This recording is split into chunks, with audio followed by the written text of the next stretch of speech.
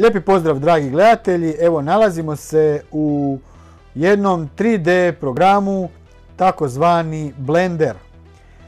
Tko se do sada nije susreo sa ovakvim radom, može mu biti sve to jako komplicirano, ali vjerujte mi nije. I ukoliko malo dublje uđete u Blender, shvatit ćete ljepotu ovog programa i onoga svega što on donosi. Prije svega napominjem da ovaj program je besplatan. Znači, a u ovom programu možete napraviti doslovno sve, kao i u svim onim programima koji se stvarno debelo plaćaju. Tu je Maya, tu je 3D Max, tu su razni programi, AutoCAD i svi oni programi koji stvarno puno koštaju. Ovaj program je besplatan i tvorac koji je ovo napravio je rekao da nikada neće naplaćivati ovaj program. On dolazi do sredstava na jedan posve drugačiji način i taj način smo i mi poduprli sa jednostavno jednom simboličnom cifrom od 5 eura mjesečno. Koristimo ovaj program i mogli bi, razmišljamo čak i da damo nešto više. Zašto? Zato što je njegov sistem vrlo jednostavan, znači on ne želi novce da bi imao novce, on je, barem je za sebe čovjek rekao, on stvara, a novci mu stvaraju probleme.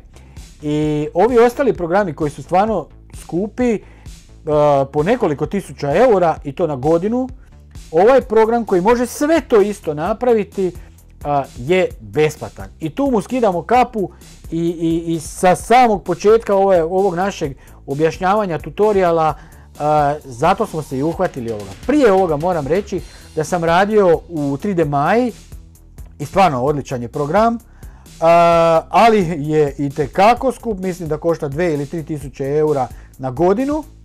I ako čovjek hoće to iz svog gušta i samo za zabavu, to su preveliki novci da bi se u to upuštali. Blender je besplatan i sve ovo što rade ovi ostali programi, 3D programi, može se raditi u Blenderu.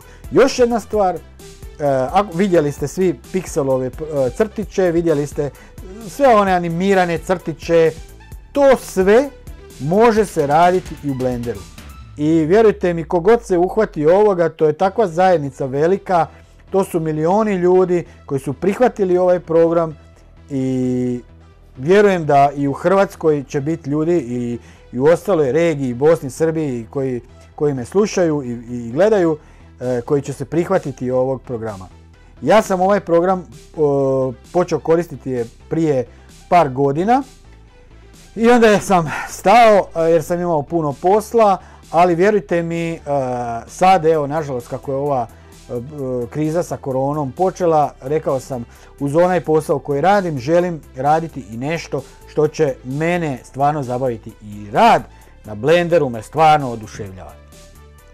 Kao prvo, to je znači što se tiče ukratko o Blenderu. Odmah ću reći još jednu stvar, ukoliko želite naučiti sve o Blenderu, vjerujte mi, bit će jako teško. Tu ima more toga i vjerujte mi, nemojte se s tim zamarati. Krenite redom, tako sam krenio i ja i sve više i više svakim danom otkrivam nešto novo i to je ono što me čini stvarno sretnim i zadovoljnim. Prije svega još moram reći da tu, kao što vidite, bilo koju tipku stisnem, pojavit će vam se koju tipku koristim, tako da to će vam biti lakše da možete vidjeti što radim. Ovakvih tutoriala ima na engleskom puno, ima i na drugim jezicima, ali primijetio sam da baš na hrvatskom nema, pa sam odlučio i ja nešto napraviti za ovu zajednicu, jer stvarno mi se sviđa kako razmišljaju uopće ti koji prave taj Blender, a i na ovaj način ćemo, vjerujem, privući i veliki broj ljudi koji će se isto uključiti u ovo. Blenderu možete pomoći da se razvija, da bude još bolje. Ovo je verzija 2.8.2a i svakim danom je sve bolja i bolja i na njihovim stranicama blender.org možete vidjeti najnoviju inačicu koju možete besplatno skinuti i koristiti. Može se instalirati na vaše računalo, ali mislim da se čak i ne mora instalirati. Dakle, tu je stvarno program fleksibilan pa kako ko hoće. U svakom slučaju, dosta mogu uvoda, da krenemo redom. Kada pokrenete Blender, pojavi vam se, ovo vam je jedno sučelje koje vidite u samom početku. Nemojte se previše zamarati što je šta, jer toga ima jako puno. Još jedna stvar, naučite shortcute.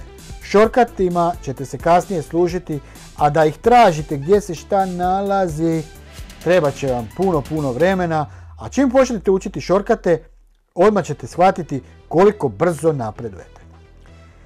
Kada vam se otvori početna stranica, vidite ovdje nekoliko stvari. Vidite ovaj objekt, to je takozvana kocka. Kocku možemo vidjeti i u takozvanom ovome X-ray modu, znači da se vidi i kroz nju. Postoji mogućnost da se vidi i na ovaj način. Kocka se sastoji, ona je objekt, a ona se sastoji normalno od nekoliko stvari. Još jedna stvar, Blender je prije koristio desnu tipku za obilježavanje i dalje se može to koristiti, ta desna tipka. Tu je u Keep Maps, znači u Keep Map možete naći da li će biti lijevo ili desno. Ja koristim desno, to je sad po novom, svi su počeli koristiti desno i ovdje mi je space bar stavljeno na play. Stavite ovako, mislim da će to biti najbolje za svakog početnika. Još jedna stvar, ovdje ima stvarno puno stvari koje ćete proći. Preference, to jest znači opcije.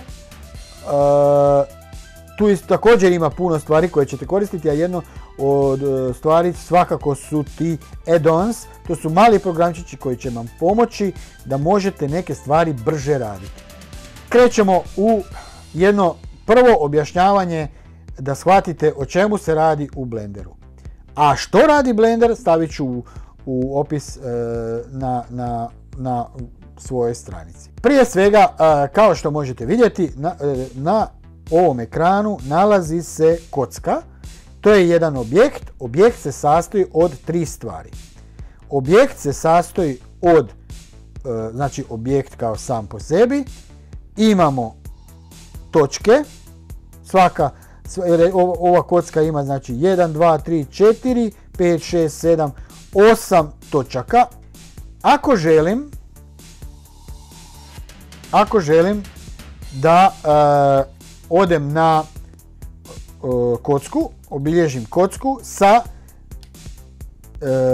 ovom lijevom tipkom, kao što kad radite u Windowsima, obilježim lijevom tipkom predmet. I šta je bitno još, znači kocka se sastoji od, ona je kao objekt, a kada stisnemo tab, i odmah pamtite tab, kao što vidite tu vam se pokazao tab, ulazite u edit mod. Postoji znači objekt mod, sa tabom imate edit mod. Postoji tu još mnogih modova, ali za sada držite se ovoga, znači objekt mod, edit mod. Danas ćemo govoriti isključivo o tome. Objekt mod, znači obilježavamo kocku. Ako stavimo jednu drugu kocku, evo samo možemo drugu kocku, znači imamo jedna kocka, druga kocka. Prebacujem sa lijevim mišem, tipkom lijevog miša, znači lijeva kocka, desna kocka. Ako želimo neki drugi objekt, znači Shift A, tu vam se pokazalo što stišćem, Shift A, i na primjer izabrat ćemo kuglu, sfera. Stisnem G i pomaknem. Objasnit ću vam kako se sve to miče, a kao što vidite sad imamo tu 3 objekta. Stavit ćemo za ovaj tutorial još jedan mesh, to vam je recimo cilindar i stavit ćemo ga tu. Kao što ste mogli vidjeti, sve što stvaram počinje ovdje. Znači ako stvorim još neku stvar, recimo stavit ćemo ovu, šta je to, stožac, on je nastao tu, točno gdje se nalazi ovaj kursor. Znači sad tu, kao što možete vidjeti, imamo 1, 2, 3, 4, 5 objekata. To su objekti. Svi ti objekti sastoje se od točaka i linija. Ako želimo otići na neki objekt, stisnemo, kao što vidite, left mouse i stisnemo tab. U tom slučaju prešli smo u edit mod. Mi možemo sada raditi sa ovom kockom, ali trenutno ove ostale predmete ne možemo dirati dok smo u edit modu. Ako stisnemo ponovo tab, tada možemo slobodno raditi sa svim ovim ostalim objektima. Ako želimo raditi odjednom sa više objekata, obilježimo, držimo lijevu tipku mausa i sada možemo raditi sa svima. S tim da ne možemo mijenjati oblik tih objekata. Zašto? Možemo mijenjati mjesto, možemo povećavati ili smanjivati, to sam napravio sa tipkom S, i možemo okretati sa tipkom R, znači kao rotate, ali ne mogu mijenjati izgled svakog tog objekta. Kao što sam rekao, postoje znači R kao rotiranje, S skala, sa mišem koristimo lijevo ili desno, i imamo G, to je micanje. Znači micanje po ovoj zamišljenoj perspektivi. Ta zamišljena perspektiva, kao što možete vidjeti, sastoji se od x, y, znači x koordinate, y koordinate i z koordinate. Ako želimo micati se po određenoj samo koordinati, recimo ovu sferu ili kuglu želimo micati po određenoj koordinati, stisnemo G i stisnemo, na primjer, znači ništa ne držimo, stisli smo G, stisnimo Y i sada se ona miče po Y koordinati. Y koordinata, zapamtite, to će vam dosta dobro doći, ona je kao zelena. X koordinata je ova crvena, a Z koordinata prema gore je plava. To se sad trenutno ne vidi, ali ako stavimo ovako i stisnemo Z, sad vidite da je ovo gore dolje Y koordinata, ova koordinata Y je zelena, a X koordinata je crvena. Vjerujte mi, to ćete stalno koristiti u situacijama da vam određeni objekt ne pobjegne tamo gdje ne želite. Još jedna stvar, kada želim okretati se u 3D-u, koristim srednju tipku ovu miša, stisnem je i okrećem se kako želim. Ako želim pomicati se lijevo ili desno, ali da ne mičem objekt ovako, nego da pomičem cijelu scenu, stisnem Shift i pomičem lijevo desno. Malo ćemo tu još nešto popraviti, koliko vidim malo je previše gore. Dobro, uglavnom, znači Shift i middle mouse. Evo vidite i sami, znači sada pokrećem cijelu scenu. Ako želim okretati scenu, znači okrećem je sa srednjom tipkom miša, a ako želim približavati ili odaljavati, koristim ponovo srednju tipku i to okrećem lijevo ili desno. To su neke stvari, to su osnovne stvari, to ćete vrlo brzo usvojiti, vjerujte mi, igrajte se na ovaj način jedno vrijeme i to će vam puno koristiti u daljnjem radu. Znači da malo dobijete, kako bi rekao, osjećaj prostora. Sad, vjerujte mi, toga ima jako puno, krenite redom, igrajte se prvo na ovaj način. To je jedini način da malo usvojite Blender, ali i sve ostale 3D programe, slični su ostali programi, tako da, vjerujte mi, ovo je jedan od početaka. Kao što možete vidjeti, stišćem s vremena na vrijeme slovo N, ono mi pokazuje tu određene stvari, određene prozorčiće s kojima mogu pregledavati gdje mi se što nalazi. Postoji tipka N, zapamtite to, znači da je ne tražimo tu negdje, vjerojatno se tu negdje nalazi, ali vjerujte mi, uopće me to ne zanima, najbolje je koristiti shortcute. Tipka N i isto tako tipka T, ona vam sakriva ove tu ikonice, jer vi kad odlazite ovdje ima tih puno ikonica, ali uglavnom su taj N i T uvijek su na istom mjestu. Znam da ovo može biti možda zamoran dio za određene ljude koji se žele početi baviti 3D programiranjem, ali vjerujte mi, postaće vam to vrlo, vrlo zabavno kroz vrlo kratko vrijeme. Znači, postoji ovih, koliko ih je, 5 objekata. Tih 5 objekata, zapamtite, obilježavaju se ovako, s tim da smo sad obilježili još jednu stvar, obilježili smo ovu ikonu i ovu ikonu. Ova ikona, to je kamera. Rad sa kamerom je dosta u početku kompliciran, ali je vrlo važan jer ta kamera pokazuje što ćete vi vidjeti kad budete radili sliku ili animaciju. Bez toga nećete moći ništa kvalitetno napraviti, znači koristit ćete i kameru.